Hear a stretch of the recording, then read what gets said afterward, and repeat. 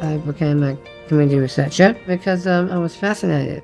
I was very interested with disability. It's something that I wanted to find out more about. I love doing it. Just the feeling I wake up to and go, I'm going to community research, let's do it, you know? I feel like I understand everybody more and disability more. In our community research team, we talk about what things we want to do and what we don't and what feels safe to us. We learn from each other and we can respect that of each other, and we're building our own building blocks.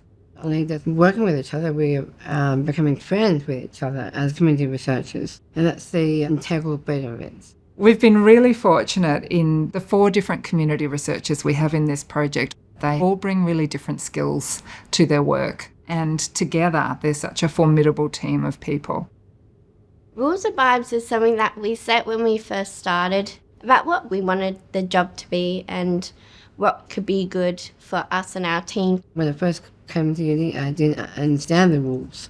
My learning style is quite different to others. So I had to learn from the rules, so what it means to go to university and also what it means to study. Rules are also about doing them and sticking with them and standing up for people with disabilities always. Vibes are about, like, you know, what you're feeling, what your vibe is, and knowing what's the right vibe and what's not. It's like magnetic. It's a magnetic from one person to another. When it comes to people, you read them. You're actually seeing them, seeing if they're paying attention, seeing if they're learning. Sometimes it can be quite daunting for others. To stay safe with people, just talk to them, making sure that they're in sync with each other, because understanding one another is an integral part of being safe. It's also about your own style, your own attitude, and just being yourself. So it's like you owning them and celebrating them and being yourself, but having fun as well.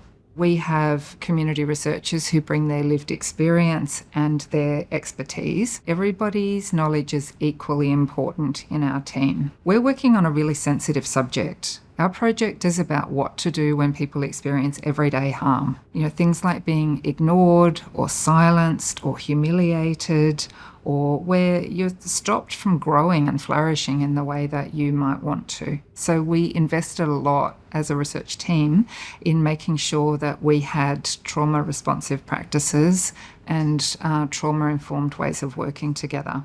Every week we have a reflective practice check-in with our team. We've done multiple sets of training together. We've had workshops together. We've created structures where there's really open spaces for people to talk a lot to each other.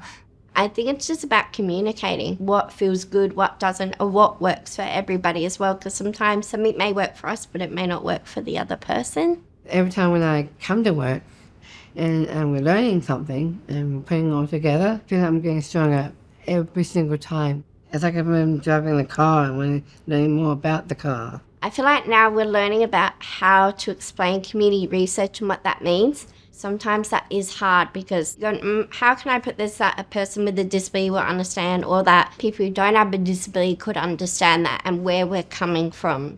Their work has really influenced us in thinking about not dwelling in the experience of everyday harm, but the importance of doing something about it and improving people's lives. I think for too long, people have gone from a little piece of work to another little piece of work, and there's a really important job for all of us to do in making more secure job pathways, career pathways for people with intellectual disability in research. And it's important that we do the work so that people have a really bright career future in front of them. Even though it's hard work, you're doing it for all the right reasons. So for me, I know I'm doing it in the honour of disability and I'm doing it for myself. There's already a lot that has blossomed and changed already in our team. Like, I think we've grown more. We have beautiful goals all together, and it's really nice to see the rules and vibes, but just everything coming together. It's really lovely and I love it.